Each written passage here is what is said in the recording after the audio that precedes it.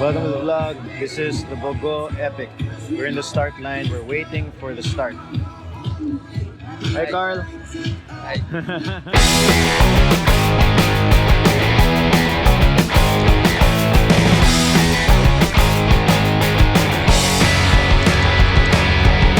The Bogo Epic is a mountain bike race. It's 100 kilometers and about 1,500 meters of climbing.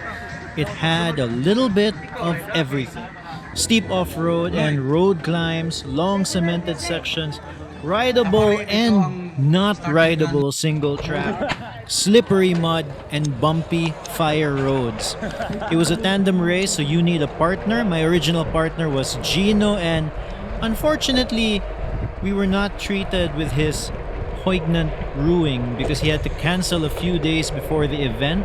So I reached out to Jez Ramos, one of the organizers, and he connected me to Carl Katakutan. So shout out to Jez for being super helpful and organizing a great race. I hope to see more races like this in Cebu. And huge shout out to Carl for accompanying me into what turned out to be a hellish route. We met each other a day before, and Carl was a fighter. He soldiered on despite the hardships of the race. Now let's talk about the ride.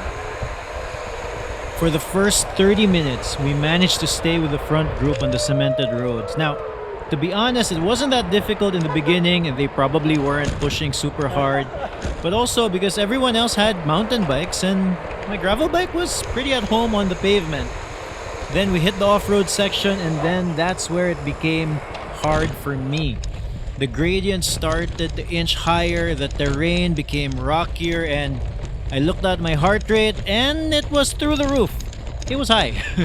So, considering that we were only 15 kilometers into a 100-kilometer race, I decided it was time to slow down. So I eased back, let the stronger guys overtake me, and decided to go my pace.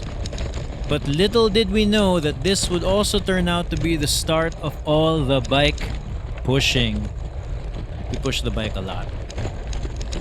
It seems to me that gravel bikes are on the edge of their capability on single track, especially when it comes to technical and tight single track sections. So this part of the route had all of that, and steep gradients going up and down, and on top of that, muddy sections too. Sometimes in the same area, sometimes it was steep, muddy sections. So while I was able to ride a lot of the single track, there was still a lot of pushing, and even more pushing the bike. You okay? Natabang. Quality body. Shout out! Kasikat ni Isoy! Honestly, I would have enjoyed this race a lot more if there was a lot less pushing sections. I'm guessing that we pushed the bike on and off for more than an hour in total. This was when I was questioning why I joined the race. I was asking myself, why am I even doing this? I started to think about how hard the rest of the race was going to be. My mind was going to dark places for sure. Like, I wanted to give up. But also, I think this is what made the race memorable for a lot of people. So while I didn't appreciate it at the time, I can see why they decided to include the push-a-bike sections. In fairness, a lot of the unbikeable areas led to places with amazing views. Like, it's beautiful. But I was still suffering.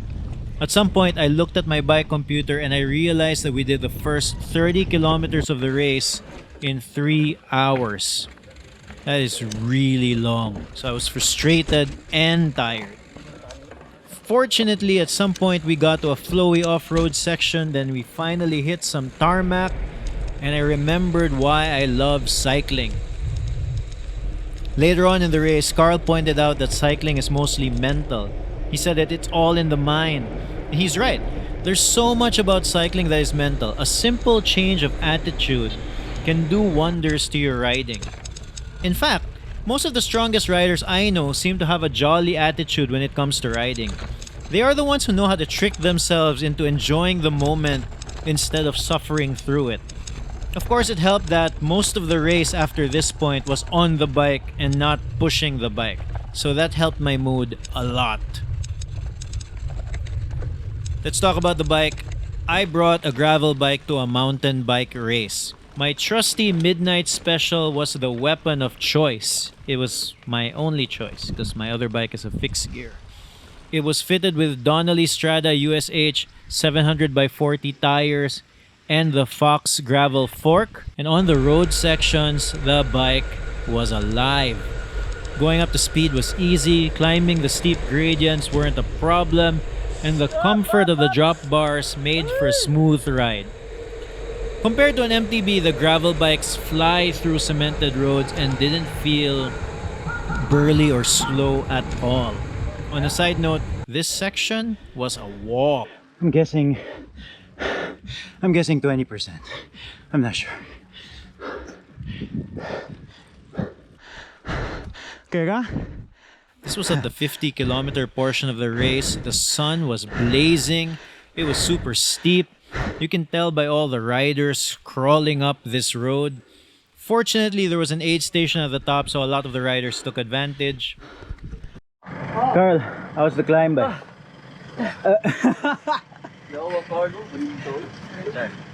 Thank you, ha? Thank you. Kusang climb by? Kira. Kapoy lagi para na ako. We're 4 hours in to the race. Done 53.7 kilometers and 1,047 meters of climbing. I think we were pushing the bike for like an hour. For my nutrition, I packed an assortment of granola and chocolate bars, but my main source of fuel was Badass Fuel. It's a powder that you mix into your water, which provides carbohydrates for your ride. Hello. I think 4 scoops gives like 90 grams of carbohydrates. That's pretty good for an hour. Wow, steep. Oh wow. Hello. And of course, I also had a lot of Coca-Cola in almost all the checkpoints. I was just getting as much fuel as I could. Alright, back to the bike. So along with bringing the Midnight Special and the Donnelly tires, I had the Fox gravel fork. Now, it allowed me to take riskier and faster lines on some of the rocky fire road sections. I think I would have been fine with a rigid fork, but the added suspension made for a much more comfortable ride and allowed a little more speed when it got really bumpy. So I was happy with it. Because on the off-road sections, mountain bikes were definitely a better choice, but I found myself walking with a lot of other mountain bikers anyway, so I didn't feel too bad. Although admittedly, I was very frustrated with certain sections of the route, and the Strada tires did not play nice with mud. Although I suspect that most of the mountain bikers probably experienced the opposite of me.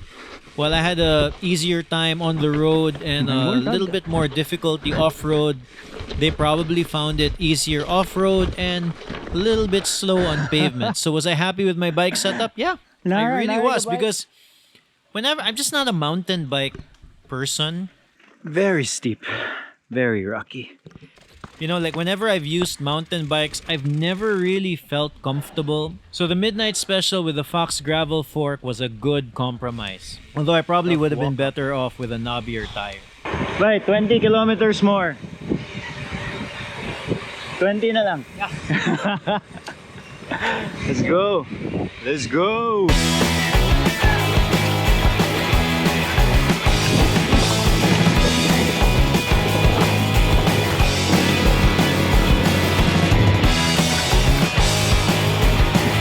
Okay, last checkpoint na eh. 15 kilometers.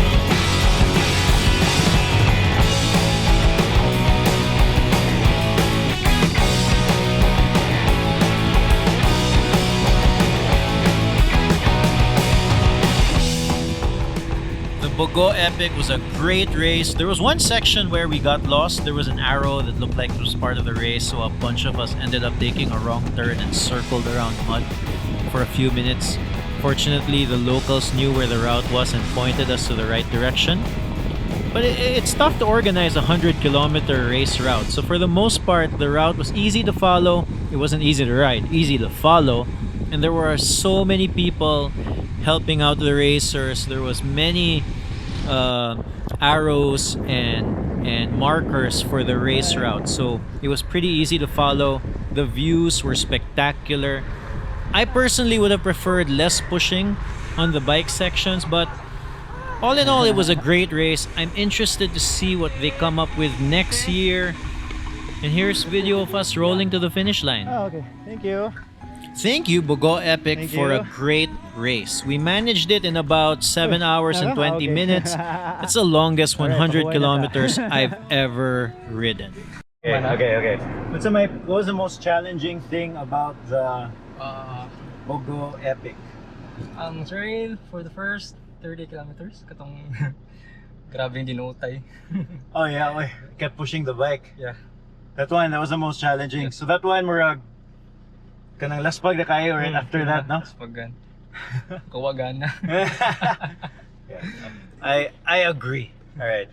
Hey, Carl, thank you so much bay ha kanang Oh, no problem. for being my ride partner. Sure. All right. Okay. No more days, please subscribe.